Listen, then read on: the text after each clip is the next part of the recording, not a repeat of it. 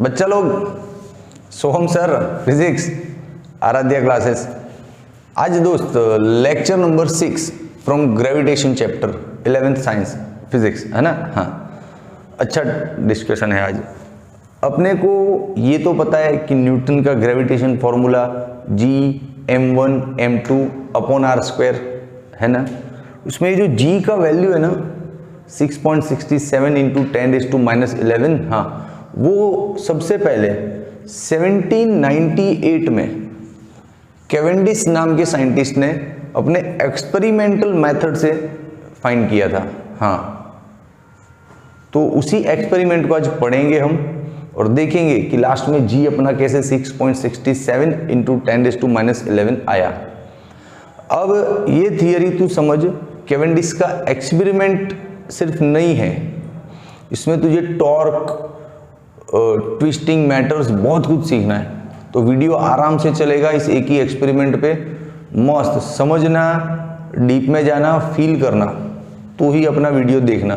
बाकी सिर्फ सॉल्यूशन चाहिए तो बहुत सी बुक्स में लिखा हुआ है, ठीक है। मैं तो पूरा आराम से तसल्ली से जाऊंगा। चल, कैवेंडिश ने क्या किया, सबसे पहले उसका एपरेटस, जो उसके साधन वगैरह लगाए थे, उनका अरेंजमेंट क्या था उसको स्कीमेटिकली दिखाना पड़ेगा, स्कीम में एकदम। हाँ, तो सबसे पहले एक रिजिड सपोर्ट लिया, उसके नीचे एक पतला वायर लगाया, फिर उसके नीचे एक रॉड लटका दिया, है ना। चल तो देखते हैं क्या था उसका। चल पहले ये इसको क्रेडिट तो दे देते हैं, फिर ड्राइंग करते हैं। सबसे पहला क्रेडिट के लिए क्या लिखेंगे point upon,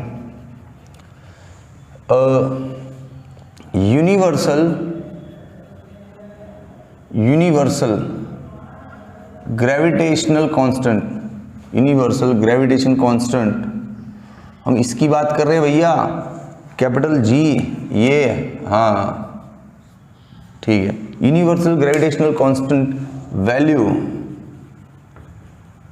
can be determined by using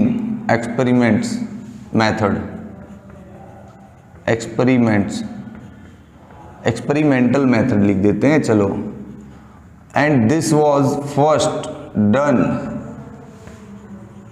was very first done by कौन, कैवेंडिश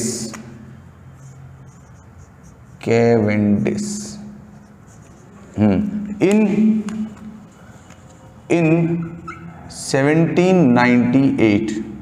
ओके, चलो दोस्तों, अब कैवेंडिश बाबा का एक्सपेरिमेंट का एपरेटस कैसा दिखता था, तो उसका सिर्फ स्कीम ड्रॉ कर सकते हम, ठीक है ना।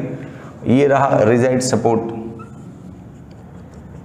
हो गया सपोर्ट मतलब टेरेस रे, छत, हाँ एकदम टाइट। अब इसके नीचे सब कुछ लटकेगा, डोरी सलिया सब, हाँ। तो ये एक पतला वायर है, फाइन वायर, ओके।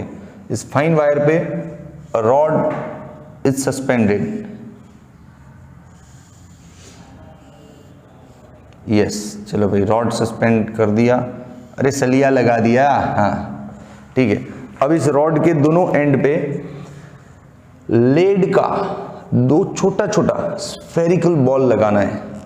लेड, अरे यार लेड PB, हाँ चलो, ये रहा एक छोटा बॉल, इधर लगाओ, which can be denoted by A, another one is here, the same small size, equal mass can be denoted by B, okay।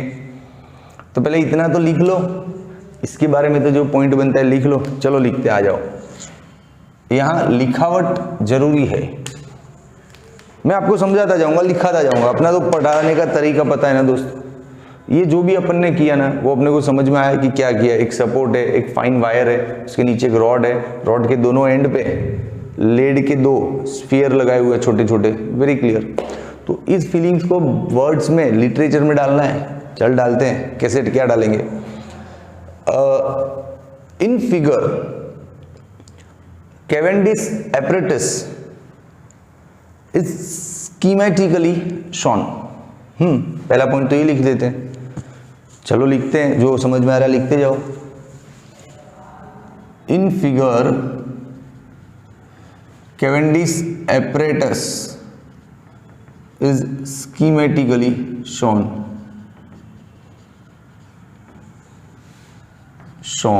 Cameraman, ये जो लेटर्स छोटे छोटे नहीं दिख रहे ना, बच्चों को दिखाई देगा ना कैमरे में, ठीक है। फिर क्या देख, a fine wire tied to a rigid support, a fine wire tied to a rigid support and a rod is suspended at the another end of this fine wire. Yes, चल, a fine wire is tied to a rigid support and a rod suspended at other end of fine wire. Simple है, हाँ। अब rod having two small lead spheres at both the ends, the rod which is suspended, rod जिसको लटकाया गया है उसके दोनों and पे स्मॉल लेड के स्फीयर्स लगे हुए हैं, which are A and B. लिख ले, suspended rod having two small lead spheres at both the ends which are shown by A and B in figure. Clear है दोस्तों? Very good. लैंग्वेज थोड़ा easy लिखा है, आपको लिखना आना चाहिए, ज़्यादा हाई लैंग्वेज जरूरी नहीं है, ठीक है। हम क्या कहना चाहते हैं वो अपने पॉइंट में समझ में आना चाहिए, ठीक है। अब क्या करना है आगे, अब क्या करना है, लेड का और 2 बॉल लेना है, लेकिन इससे बड़ा, कंपैरेटिवली बड़ा बॉल लेना है। एक को यहां पे लगा दो, है ना, दूसरे को यहां पे लगा दो, इसका नाम B है भैया, कौन मना कर रहा है, ठीक है। अब ये दोनों का मास इक्वल होना चाहिए, जैसे इसका मास m है, इसका भी m है, इसका स्मॉल m है, इसका भी स्मॉल m है, ठीक है। अब यहां से दोनों का डिस्टेंस भी इक्वल रखना है आपको, ये इक्वल डिस्टेंस, सेम डिस्टेंस, है ना। सपोज ये 2 सेंटीमीटर पे, तो इसको भी 2 सेंटीमीटर पे रखना है। तो लिख ले पहले तो इतना, क्या नया क्या है कि two another sphere of lead comparatively bigger are placed close to A and B at equal distance but in opposite side. अच्छा, ये ड्राइंग कैसा है, आपको 3D है, आपको लग रहा है ये एक ऊपर एक नीचे, ऐसा नहीं है। एक स्फीयर इधर है, दूसरा इधर है, ऐसे मामला है पूरा, ऐसे वाला मामला नहीं है। तू समझ रहा है, ये रहा सस्पेंडेड, एक गोला ऊपर है, एक नीचे, ऊपर नीचे कोई नहीं है इधर। ये वाला गोला है ना इधर अंदर है, और वो वाला जो गोला है ना वो इधर बाहर है। समझ में आ रहा है ना, इमेजिनेशन राइट करना तो ये भी टॉर्क क्लियर होगा, वरना तू ऐसे मत समझना यूं, ऐसे कुछ नहीं है। जो भी मामला है वो ऐसे ही हॉरिजॉन्टल है, यूं।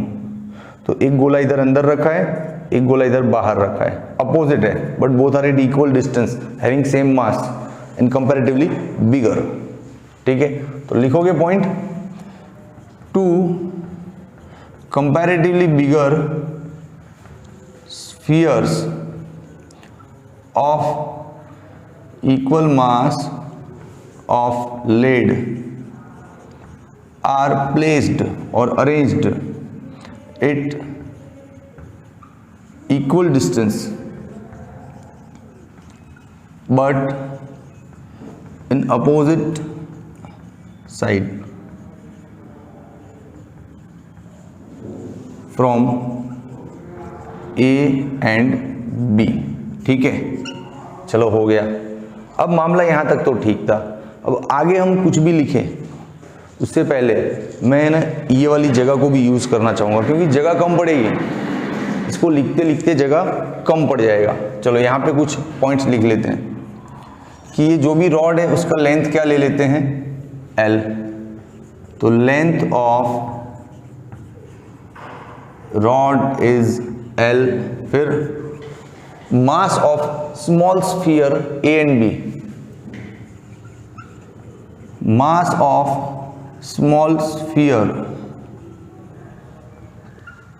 इज M, किसी भी स्मॉल स्फीयर का M है। फिर मास ऑफ बिगर स्फीयर,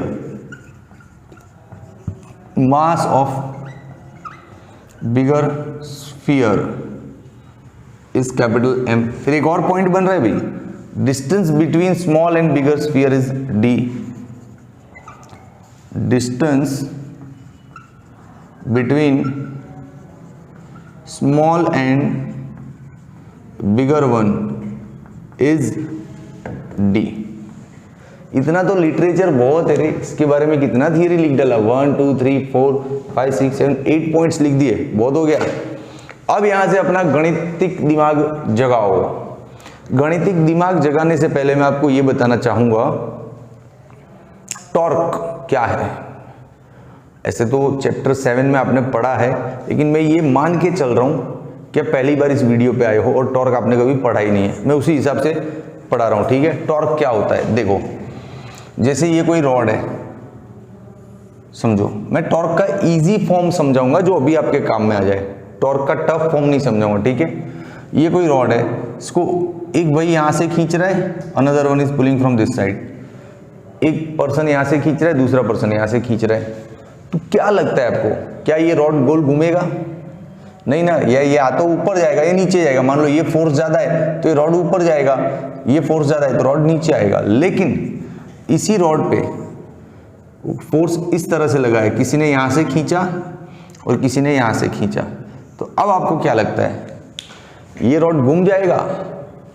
अरे घूमेगा रे, देखिए रहा एक रॉड है ना, इस रॉड पे एक फोर्स यहां से लग रहा है और एक फोर्स यहां से लग रहा है, तू उसको मत देख, एपरेटस जो कैवेंडिश का उसको मत देख, तू इधर ही देख, मैं जो समझाना चाह रहा हूं वो इधर ही देख। हाँ ये रहा, चलिए अब देखो, अब इसको एक पर्सन यहां से खींच रहा है, यहां से खींच रहा है, तो क्या लगता है आपको, ये यूं घूमेगा ना, यूं घूमेगा? सीधी सी बात है ना, एक जना यहां से खींच रहा है, दूसरा जना यहां से खींच रहा है, तो इसको भी यूं घूमना पड़ेगा, राइट। तो जो घूमा ना, किस वजह से घूमा? टॉर्क की वजह से घूमता है। टॉर्क, जैसे लीनियर मोशन के लिए फोर्स रिस्पॉन्सिबल है, वैसे ही रोटेशनल मोशन के लिए टॉर्क रिस्पॉन्सिबल है ना। हाँ, तो टॉर्क लगेगा यहाँ पे। अच्छा, टॉर्क लगता है सर, चलो समझ में आ गया कि टॉर्क लग रहा है इसलिए भी ये घूम रहा है, तो फिर टॉर्क कितना लगेगा? तो दोस्त टॉर्क के लिए है ना, तेरा फॉर्मूला तो ये बनता है R cross F, RF sine, लेकिन मुझे ये थोड़ा कम पसंद आता है, तो मैं क्या देसी फिजिक्स वाला हूं ना, तो अपना देसी मेथड लगाता हूं कि टॉर्क इज इक्वल्स टू, दोनों फोर्स इक्वल है उस केस में बता रहा हूं, magnitude of any one force, दोनों इक्वल है ना, सपोज ये 5 न्यूटन है तो इट इज ऑल्सो 5 न्यूटन, तो दोनों में से किसी एक का मैग्नीट्यूड ले लो, तो मैग्नीट्यूड मतलब value of any force into perpendicular distance between two forces, perpendicular distance between forces, ये मेरा देसी जुगाड़ है टॉर्क के लिए, और यही इजी पड़ता है। जैसे अभी ये और ये फोर्स देखिए, ये फोर्स इस लाइन पे है, ये दो इस लाइन पे, तो दोनों के बीच का परपेंडिकुलर डिस्टेंस तो यही होगा ना, the length of rod, yes है कि नहीं। हाँ, तो ये है टॉर्क का बेसिक समझ। अब टॉर्क कब लगना है? जब दो फोर्स अलग अलग जगह पे एक ही लाइन पे नहीं है। जैसे देख, ये सलिया था, एक फोर्स यहां पर था, एक फोर्स यहां पर था, तो ये दोनों एक ही लाइन पे थे ना, तो टॉर्क नहीं बना रहे थे, घुमा नहीं पा रहे थे सलिए को, है ना। हाँ, तो क्योंकि दोनों फोर्स एक ही लाइन पे थे, अपने को क्या चाहिए, फोर्स अलग अलग लाइन पे हो, तो the force must not be collinear, collinear नहीं होना चाहिए, है ना। ठीक है, तो ऐसा कुछ सिचुएशन अपने इस एपरेटस, इस थियरी में भी बनेगा, इस ड्राइंग में भी बनेगा। गौर से देख कहां बनेगा। ये जो बिग स्फीयर है वो स्मॉल स्फीयर पे ग्रेविटेशनल अट्रैक्शन लगाएगा, सुनना, अब मामला मोमेंटम में आते जा रहा है। मैंने तुझे टॉर्क समझाया और दिखाया कि दो फोर्स चाहिए जो अलग अलग लाइन पे हो, इस टाइप के दो फोर्स लगते हैं तो सलिया घूमेगा। तो यहाँ पे ऐसा ही सीन बन रहा है, तू गौर से देख। ये जो बड़ा वाला स्फीयर है वो छोटे वाले पे ग्रेविटेशनल अट्रैक्शन लगाएगा। अरे छोटा वाला भी लगाता है, मैं बड़े वाले को फोकस कर रहा हूँ। बड़ा वाला छोटे वाले पे ग्रेविटेशन अट्रैक्शन लगाएगा तो क्या बोलेगा? अट्रैक्शन का मतलब खींचेगा ना अपनी तरफ की, आजा आजा आजा आजा आजा। तो ये बड़ा वाला छोटे वाले को अपनी तरफ खींचेगा तो उसका डायरेक्शन इधर ही होगा ना कि इधर इधर बुला रहा है आजा, है ना। तो ये हो गया फोर्स 1। फिर सेम सिचुएशन, ये बड़ा वाला इस छोटे को इधर खींचेगा कि भाई आजा, ये हो गया फोर्स 2। अब ये दोनों फोर्स लग रहे कि नहीं लग रहे? हाँ, मेरे ड्रॉ करने से पहले तुझे दिखे नहीं थे, लेकिन मेरे ड्रॉ करने से पहले तुझे विजुअलाइज होना चाहिए कि इस टाइप का फोर्स आएगा। सर ने अभी तक लिया क्यों नहीं है? हाँ, तो ये दोनों फोर्स एक ही लाइन पे नहीं है, दे आर नॉट कोलिनियर। भाई लाइट गया, भाई लाइट क्यों अचानक से निकल लिया? ऐसे चालू शूटिंग में तो फिर वीडियो खराब होता है अपना। चलो ठीक है बच्चों, आप उस पर नहीं जाओ, होता है इतना बड़ा कॉम्प्लेक्स है, कहीं ना कहीं कुछ ना कुछ हुआ होगा। तो मैं था फोर्स पे। हाँ, ये दोनों फोर्स देखो एक लाइन पे नहीं है ना, इस सलिए को यूं घुमा देंगे, ठीक है। तो अब यहां से लिखना है कुछ अच्छा खासा लिटरेचर, अच्छी खासी थियरी लिखें। क्या लिख सकते हैं? देख कि the bigger one attracts the smaller one by gravitation force. Yes, in the both the forces on both the small spheres are equal, opposite and non-collinear, so they will produce torque. वो torque पैदा करेंगे। क्या बात है, अरे वाह, ऐसा point तो मैंने सपने में भी नहीं सोचा था। चलो लिखते लिखते मस्त मस्त, जो समझ में आती है ना स्टोरी को लिखते जाओ तो अपना पॉइंट भी स्ट्रांग होता जाता है। चल लिखेंगे भाई, लिखेंगे, हाँ दम लगा के लिखेंगे। चलो क्या था पॉइंट में, तो खुद ही फिर से बनाना पड़ेगा। The force of this bigger one attracts the small one by gravitation force. The big sphere attracts small sphere by gravitation force. Gravitation forces on both the small spheres are equal. Yes, yes. Gravitation forces on both the spheres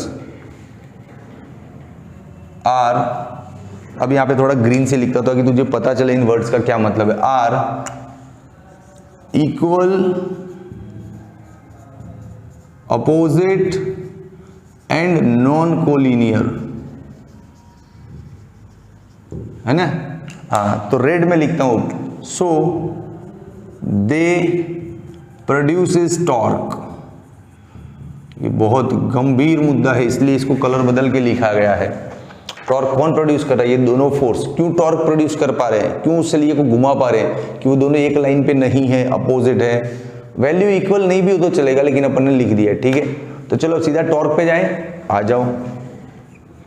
now torque, तो torque का symbol होता है tau. अच्छा, torque का देसी formula क्या बताया था? लिखना पड़ेगा, इधर लिखना पड़ेगा। क्या? Value of any one force, value of any one force into perpendicular distance। Cameraman, मुझे लग रहा है मेरा हैंडराइटिंग आज बहुत छोटा हो रहा है। perpendicular distance between forces, बराबर है? दिख रहा है? छोटा नहीं हो रहा है ना कैमरे में? थोड़ा छोटा हो रहा है, बस जगह भी कम है ना। चलो ठीक है, बड़ा लिखूंगा। किसी एक फोर्स का वैल्यू, फोर्स का वैल्यू क्या लेना है? अरे यार सिंपल सी बात है, जैसे ये है, ये दूसरा है, इनके बीच का फोर्स कैसे लेते हैं? G(m1 m2 अपॉन r²), ऐसे ही तो लेते हैं, है ना। तो यहाँ पे फोर्स किसके बीच में लेना है? अरे इन दोनों के बीच में ले, इनका ले, सब इक्वल तो है दोनों फोर्स। तो चले यहाँ पे लेते हैं G(m1 m2 upon d², G(m1 m2 upon d², and perpendicular distance between forces ये रहा ना, L। Yes, L। तो ये हो गया अपना टॉर्क का फॉर्मूला, इक्वेशन 1। अब दूसरी एक चीज धांसू है वो भी समझाने जा रहा हूं, उससे पहले आप इसका एक स्क्रीनशॉट तो ले लो अपना। चलो 1 2 एंड 3। ओके बच्चा लोग, हो गया ना आपका स्क्रीनशॉट। अब देखो जगह कम है तो यहाँ पे जहां जगह मिलेगी लिखता जाऊंगा और मिटाता भी जाऊंगा, ठीक है। देख इसमें टॉर्क प्रोड्यूस होता है, ये अपन ने यहाँ पे देख लिया, टॉर्क प्रोड्यूस हो रहा है। अच्छा कैसे हो रहा है वो फिर से इमेजिन कर। तुझे लग रहा है ये ऐसे घूमेगा? नहीं बाबा नहीं, ये गोला इधर है ही नहीं, ये वाला गोला है ना इधर है तो इधर खींचेगा यूं, वो वाला गोला इधर है तो यूं खींचेगा, समझा। तो ये ऐसे यूं घूम रहा है, जैसा तेरे सामने दिख रहा है ना वैसे घूम रहा है। तो इसको यूं मत समझना, ऐसे नहीं समझना, ऐसे समझना, यूं घूम रहा है, समझा कि नहीं। हाँ तो टॉर्क प्रोड्यूस होगा तो ये घूम रहा है। अच्छा ये घूम रहा है ना, तो इसको देख, इस वायर में लपेटा हुआ है ना, जैसे ये रहा इस वायर, ये वाला वायर है, इसके अबाउट में भाई कैमरामैन ये कवर हो रहा है वायर वगैरह सब, इस वायर के आसपास यूं घूम रहा है ना। हाँ तो पॉइंट क्या बनेगा कि now the rod A B will start rotating about this fine wire as an axis. इस फाइन वायर को एक्सिस के तौर पे लेके इसके अबाउट में ये घूमना है इसको, है कि नहीं। तो चलो एक धांसू पॉइंट लिखते हैं, क्या, rod A B start rotating about wire, ठीक है बस हो गया। अच्छा अब इसका एक और इम्पैक्ट होगा, जैसे ही ये सलिया घूमेगा ऊपर का जो वायर है उसमें ट्विस्ट लगेगा। अरे भाई यार सलिया घूमेगा तो ये वायर भी यूं ट्विस्ट लगेगा ना, वायर में देखो ट्विस्ट दिख रहा है ट्विस्ट, है कि नहीं। वापस खुल गया ये, हाँ यार ये तो धांसू है, रुक रुक रुक। जैसे हम कोई भी वायर है इसको यूं घुमाते, देखो मैं ट्विस्ट लगा रहा हूं, ट्विस्ट लग रहा है ना इस वायर के अंदर, लग रहा है ट्विस्ट। अब जैसे ही मैं छोड़ूंगा ना, ब्लैक वायर और ब्लैक टी शर्ट मैच थी। अच्छा ऐसे अब दिख रहा है बच्चों को, रुको ब्लैक टी शर्ट में ब्लैक वायर नहीं दिख रहा था, अब देखो, अरे वायर कहाँ से आ रहा है, इधर लाओ इसको। हाँ अब ये दिख रहा है ना पक्का, देखो इसमें ट्विस्ट लगा रहा हूं, ध्यान से देखना, थोड़ी देर में आपको दिखेगा। हाँ दिखा ट्विस्ट दिखा ना, दिखा। हाँ अब इस ट्विस्ट की वजह से क्या आ गया पता है, इसमें वापस अपने आप को उसी पोजीशन में ले जाने की ताकत आ गई है कि देख जैसे ही मैं छोड़ूंगा ना, ये देख वापस रिटर्न होके सीधा हो गया कि नहीं। अब मैं वापस घुमाऊंगा, मैं वापस छोड़ रहा हूं तो ये वापस घूम, तो समझ रहा है ये ट्विस्ट लगना, उससे उस वायर के अंदर वो ताकत आ जाती है जो उसको वापस लाएगा। क्योंकि ट्विस्ट ज्यादा देर टिकेगा नहीं, जब तक हम घुमा रहे तब तक टिकेगा, जैसे ही हमने हाथ हटा लिया ट्विस्ट वापस। तो जो ट्विस्ट वापस घूम रहा है मतलब यहां पे भी कुछ ना कुछ घूमना हो रहा है, तो यहां पे भी कुछ ना कुछ टॉर्क है। वो जो सलिया घूम रहा था ना वो इस ग्रेविटेशन फोर्स की वजह से घूम रहा था, लेकिन ये वायर वापस उल्टा घूमेगा ना, वो अपने ट्विस्टिंग टॉर्क की वजह से घूमेगा, which can be taken as restoring torque of wire which will bring back to the position to the wire. समझा। ये जो सलिया है इसके यहां से और यहां से फोर्स लग रहा है, उसकी वजह से सलिया यूं घूम रहा है। अब सलिए के घूमने की वजह से ये जो वायर है ना उसमें ट्विस्ट लग रहा है, तो वायर का ट्विस्ट है वो क्या करेगा, वापस अपने आप को लाएगा बैक टू द पोजीशन। तो वो क्या करेगा, सलिए को रोकेगा, भी रुक जा, वापस आ जा, चल। लेकिन ये वाला टॉर्क चालू होगा तो सलिया भी जिद करेगा कि नहीं मुझे वापस नहीं आना है ना। तो सलिया घूमेगा और ऊपर ट्विस्ट लगता जाएगा, जैसे जैसे ऊपर का ट्विस्ट बढ़ेगा सलिए का घूमना कम हो जाएगा। जब ये ट्विस्टिंग रिस्टोरिंग टॉर्क और इसको घुमाने वाला टॉर्क दोनों इक्वल हो जाएंगे ना, तब ये सलिया रुक जाएगा। हाँ तो पॉइंट धांसू लिखना पड़ेगा क्या, कि as rod rotates wire gets twisted and restoring twisting torque produces in the wire. Very good.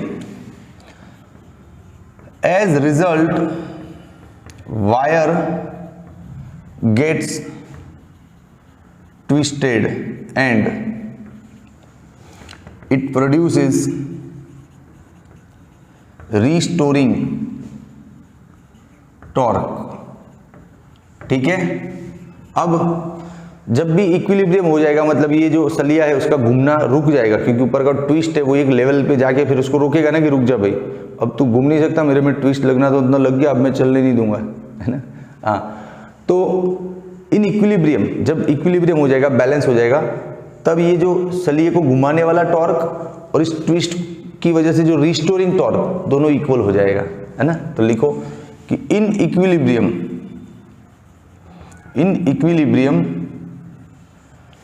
नहीं, रुक, लिखते हैं उससे पहले रिस्टोरिंग टॉर्क का फॉर्मूला कहाँ है भाई, नहीं है ना, तो लाओ, जैसे वो वाले पीरियडिक टॉर्क का फॉर्मूला पे लाए थे अपन, जो ग्रेविटेशन फोर्स की वजह से बना था सलिए में, ऐसे रिस्टोरिंग टॉर्क का फॉर्मूला होगा ना, यस। तो रिस्टोरिंग टॉर्क का फॉर्मूला बनाते हैं, restoring torque tau dash is directly proportional to the angle of twist. सीधी बात है यार, तू वायर को थोड़ा ट्विस्ट कर तो उसमें थोड़ी सी ताकत आएगी वापस आने के लिए, लेकिन बहुत ज्यादा ट्विस्ट करके फिर छोड़ दे, zoom zoom zoom zoom zoom zoom वापस बैक घूमेगा। कॉमन सेंस है ना। तो जितना ट्विस्ट एंगल ज्यादा लगेगा उतना उसमें रिटर्न घूमने की ताकत ज्यादा लगेगी, वो टॉर्क होता है। तो torque is directly proportional to the theta. अब मुझे नहीं लगता इस ड्राइंग की हमको कुछ जरूरत है, हम ऐसे ही समझ जाएंगे अब। चलो, अब यहाँ पे प्रोपोर्शनलिटी सिंबल हटा दो तो कुछ कांस्टेंट आएगा, इसको टॉर्क कांस्टेंट या रिस्टोरिंग कांस्टेंट या फोर्स कांस्टेंट कुछ भी बोल ले। इक्वेशन 2 अब वो लिख दे, इन इक्विलिब्रियम